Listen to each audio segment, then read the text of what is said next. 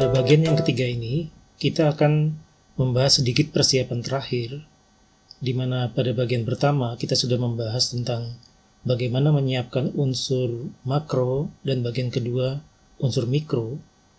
Persiapan terakhir ini kita lebih membicarakan tentang bagaimana mengukur pH dan lain-lain sebagainya. Mengapa stok nutrisi harus dipisah penyimpanannya?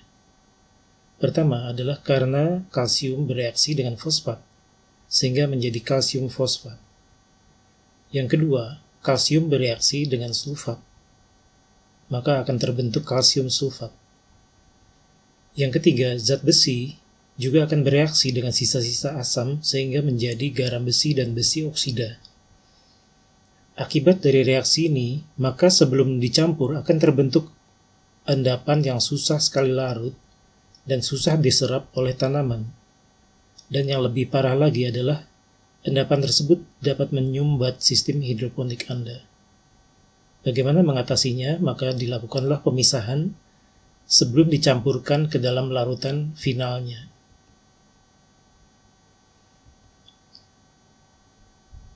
Sebagai aturan yang sudah umum berlaku atau golden rule, tangki A biasanya berisi nitrogen, fosfat, dan kalium atau NPK, juga magnesium dan unsur-unsur mikro. Sedangkan di tangki B, kita isi dengan kalsium dan zat besi. Pada bagian kedua, kita sudah membahas bagaimana menyiapkan zat besi secara tersendiri sebelum dicampur pada tangki B. Baiklah, kita akan membahas tentang pH atau keasaman. Sebelum mencampur tersebut, maka pH harus dicek terlebih dahulu. Bila terlalu asam, di mana pH-nya kurang dari 5, kita bisa teteskan basa yang dibuat dari 30% larutan potasium hidroksida atau KOH. Sebaliknya, bila terlalu basa, di mana pH-nya lebih dari 7, kita bisa meneteskan asam atau asam fosfat sampai pH-nya sesuai dengan yang dianjurkan. Kemudian, pada larutan yang siap pakai juga dicek pH-nya.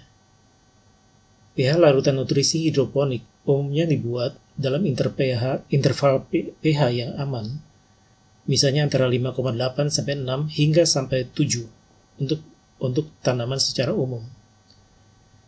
Tetapi penanaman untuk satu jenis tanaman yang khusus, misalkan Anda berbisnis untuk satu jenis tanaman yang khusus, maka perlu penyesuaian pH yang optimal untuk jenis tanaman tersebut, supaya hasilnya benar-benar sesuai dengan harapan kita.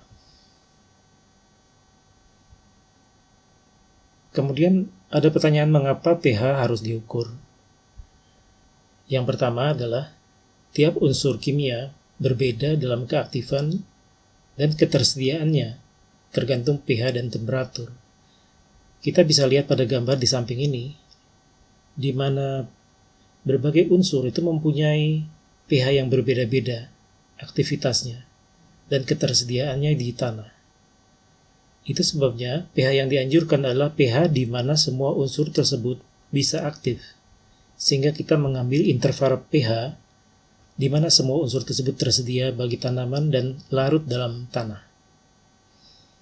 Jadi biasanya dipilih pH rata-rata di mana semua unsur tersedia.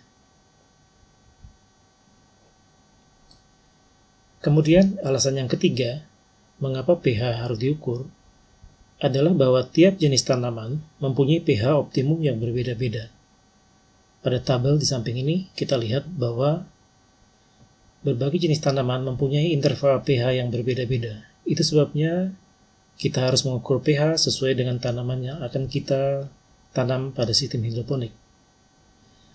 Tetapi kalau kita ingin membuat larutan secara umum, maka dipilihlah pH yang optimum, seperti tadi sudah dikatakan, yaitu antara 5,8 hingga 7, sehingga semua tanaman dapat tumbuh walaupun tidak terlalu optimal.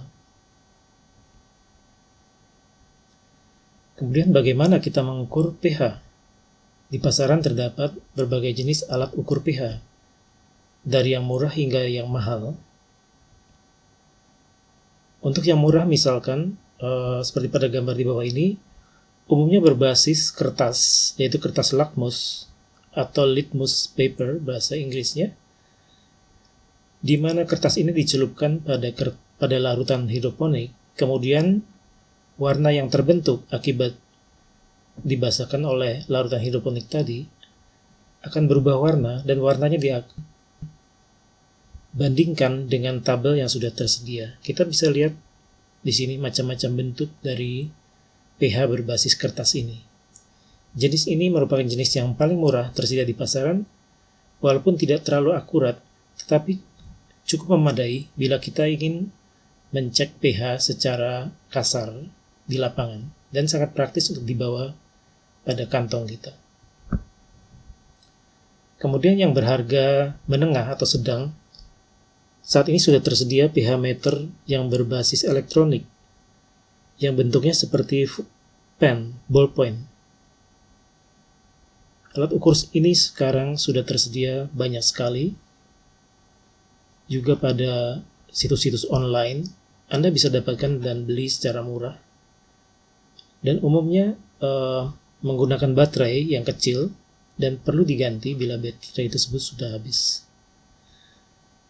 Jenis yang paling mahal umumnya berbasis elektroda yang mahal, dan ini berharga di atas jutaan hingga puluhan juta, dan tentu saja angka desimal di belakang koma lebih banyak sehingga pengukurannya menjadi lebih akurat.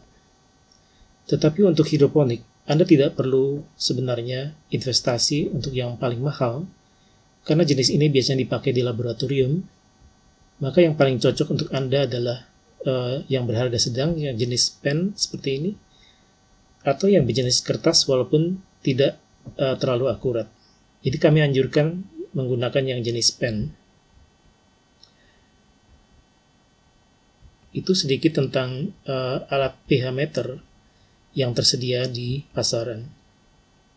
Baik, kita sudah pelajari bagian 1 mencampur unsur makro, bagian 2 mencampur unsur mikro, dan bagian ini sendiri merupakan persiapan terakhir sehingga Anda diharapkan sudah dapat untuk meracik sendiri pupuk hidroponik.